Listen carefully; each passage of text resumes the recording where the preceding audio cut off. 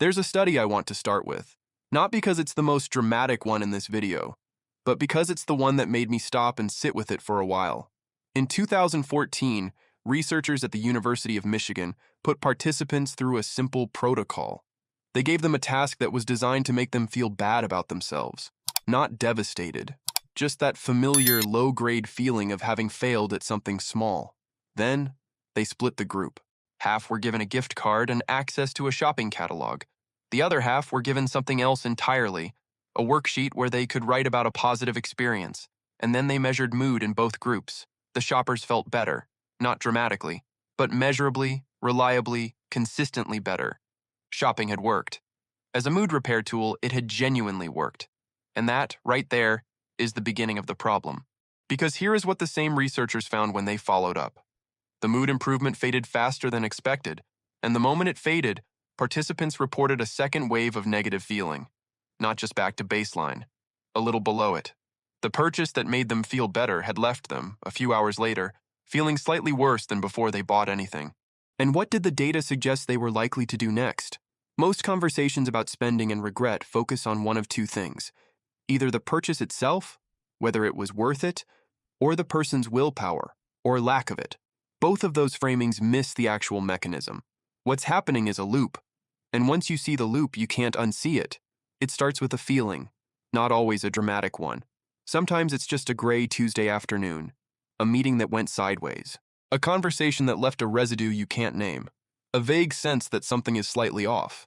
Your brain, which is constantly monitoring your internal state, registers this as a deficit.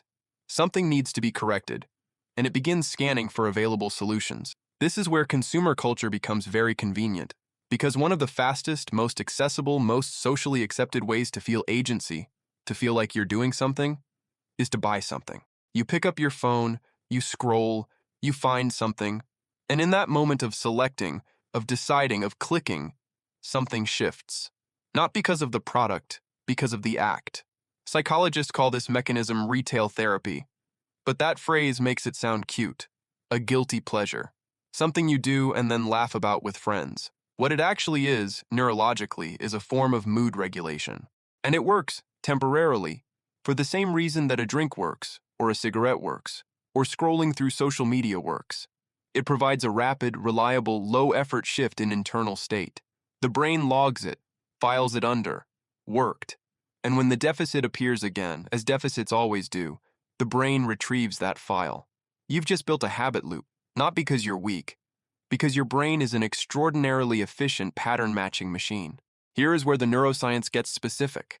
The positive feeling from a purchase doesn't come from owning the thing. It comes from anticipating it. There is a neurotransmitter called dopamine that most people have heard of and most people misunderstand. It's commonly described as the pleasure chemical, the reward molecule, the thing your brain releases when something good happens. That's not quite right. Dopamine researcher Wolfram Schultz spent decades mapping what actually triggers dopamine release in the brain. And the finding, which was genuinely surprising, is this: dopamine peaks in anticipation, not in acquisition. When you think you might get a reward, dopamine surges. When you get the reward you expected, dopamine returns to baseline. And when you get nothing, when the reward doesn't come, dopamine drops below baseline. Your brain doesn't care about what you have. It cares about what might happen next. This is why window shopping feels almost as good as buying. Why scrolling through product pages produces a specific kind of pleasure. Why adding things to your cart and leaving them there has its own satisfying quality. All of those are anticipation states. All of them trigger the dopamine response. None of them require an actual purchase. But here's the cruel part. Once you buy the thing, once the uncertainty resolves, the dopamine circuit has nothing left to do. The package arrives. You open it. You feel fine. Maybe a little flat even. Not what you were expecting. Not as good as looking at it felt. And now you have a slight mood deficit to correct. So you start scrolling again. The loop was never about the product. It was about the search. And the search doesn't end when you buy. It ends when you stop. Which is much harder, because stopping means feeling whatever you were trying not to feel in the first place. I want to take you somewhere specific now. Because the loop I've been describing, feel bad, buy, feel better, feel worse, repeat, has a neurological foundation that most people never hear about, and it changes the way you understand the whole thing. In 2007, A team of researchers at Stanford, led by neuroscientist Knutson, ran a study using fMRI brain imaging to track what happens in the brain during a purchase decision. They showed participants products and prices. Sometimes the price felt fair. Sometimes it felt too high. When the price felt excessive, a specific region of the brain lit up, the insula. The insula is the region most consistently associated with the processing of physical pain. The same region that activates when you burn your hand, when you watch someone else get hurt, when you feel social rejection. Paying too much money activates the brain's pain system, not metaphorically, physically, in the same neural tissue. Now hold that finding alongside the shopping as mood repair research. When you're feeling bad and you go shopping, you're entering a system where 1. The act of choosing and anticipating activates dopamine and temporarily improves mood. 2. The moment of payment triggers real, physical pain signals in the brain. 3. If the purchase feels like a bad deal, insula activation increases, which deepens the negative emotional state. 4. The dopamine from anticipation fades after acquisition. 5. You're now slightly worse off than before, minus whatever money you spent. And the original negative feeling, the gray Tuesday afternoon, the meeting that went sideways, still there. It was never addressed. It was briefly covered. This is what makes the loop genuinely hard to break. Not because people lack self-awareness, but because the tool that's supposed to fix the feeling is the same tool that, structurally, tends to make it worse.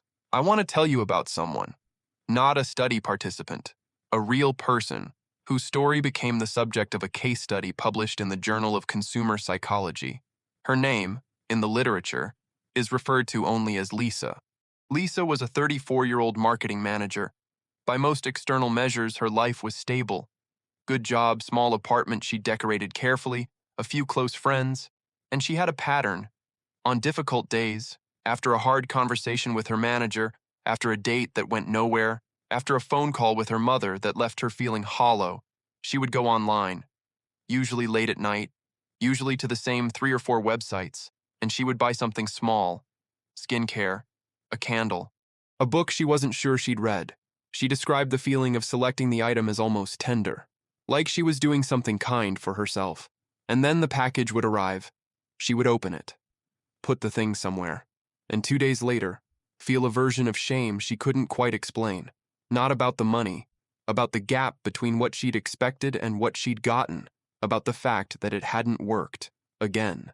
What the therapist working with Lisa identified was something the clinical literature calls experiential avoidance. Not avoidance in the colloquial sense of running from problems. Avoidance in a very specific technical sense. The use of behavior to interrupt unwanted internal experiences before they can be fully processed. Lisa wasn't trying to fix how she felt. She was trying to not feel it. And the purchase was efficient at that, for about 40 minutes. After which the feeling, having been postponed rather than processed, returned, often stronger. And the shame of the purchase layered on top of the original feeling. 2 negative states, where there had been one. Buyer's remorse is treated culturally as a personality quirk, something some people get. The overthinking type, the indecisive type. It isn't a personality quirk. It's a predictable biological response to a specific sequence of events. Here's what's actually happening. Before you make a purchase, your brain is in a state of uncertainty. Multiple options, unresolved, dopamine is active, anticipation is running. The moment you commit, click, tap, hand over the card, the uncertainty resolves. And something interesting happens to how your brain evaluates the options you didn't choose. Psychologists call this post-decision dissonance. Immediately after making a choice, your brain begins a process of reassessment.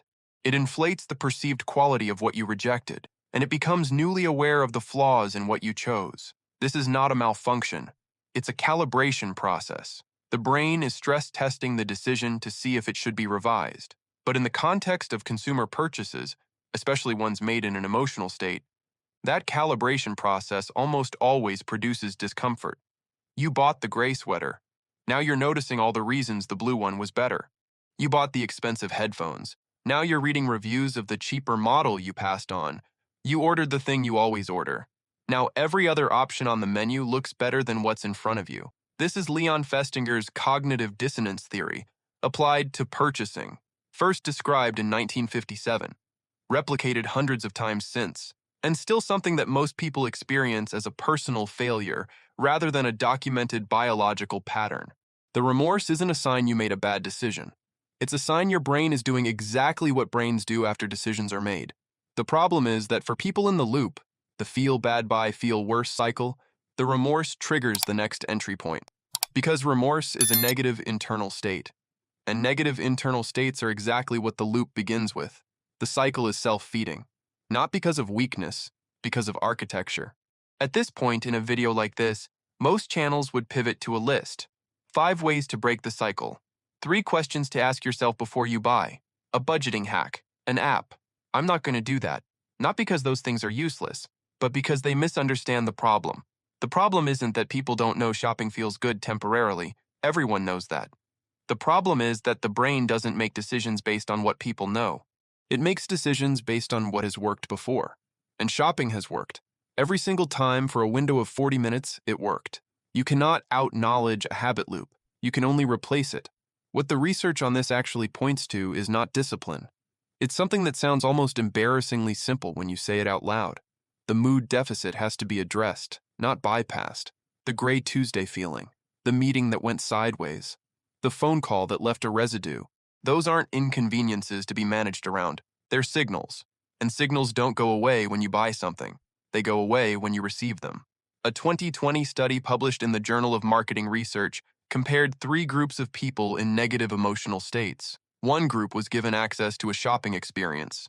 A second group was asked to spend 5 minutes identifying and naming the specific emotion they were feeling. A third group was distracted with a neutral task. The shopping group showed the fastest short-term mood improvement, but the naming group showed the most sustained mood recovery over the following hours. And critically, they spent the least money in the follow-up period. Naming the feeling, not analyzing it, not journaling about it, not fixing it, just naming it. Neuroscientists have a term for this, affect labeling. And brain imaging studies, including work by Matthew Lieberman at UCLA, show that when people put feelings into words, activity in the amygdala, the brain's alarm system, measurably decreases. The emotional signal gets quieter. Not because it was solved, because it was received. I'm restless and I don't know why. I feel like I failed at something today. I'm lonely in a way I can't explain. Those sentences don't fix anything, but they interrupt the bypass. And interrupting the bypass is the only way out of the loop.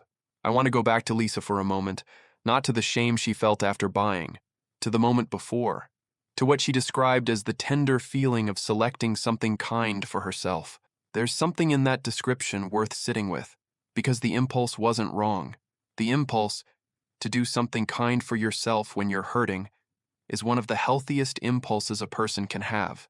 The problem wasn't the want. The problem was the tool. A candle doesn't reach where the hurt is. A book you won't read can't receive a feeling you haven't named. No product can do the thing the impulse was actually trying to do. And once you understand that, really understand it, not just intellectually but in the moment when you pick up your phone, the loop has a different quality. You can see it. You can name it. I'm looking for something to feel better. I'm going to buy something that won't work. And then I'm going to feel slightly worse. Naming the loop doesn't end it immediately, but it inserts a gap between the cue and the routine. And gaps are where choices live. The researchers who ran the original study I described at the beginning, the one where shopping repaired mood then made it worse, they added one condition in a follow-up. They told a group of participants before any shopping that making choices can improve mood temporarily. Just that. No judgment, no instruction. Just the information. That group spent significantly less and reported feeling more in control of their mood afterward. Not because they stopped wanting to feel better, but because they could see what they were doing. Seeing is not the same as stopping, but it's where stopping becomes possible. If you recognize yourself somewhere in this, leave a comment. Not to confess anything, just because I think you'll find you're not alone. The next video is about a specific kind of guilt most people don't talk about. The guilt of owning things you bought and never used. Clothes with the tag still on. Equipment in the corner. The neuroscience of why your brain keeps those things around, and what it's actually trying to protect.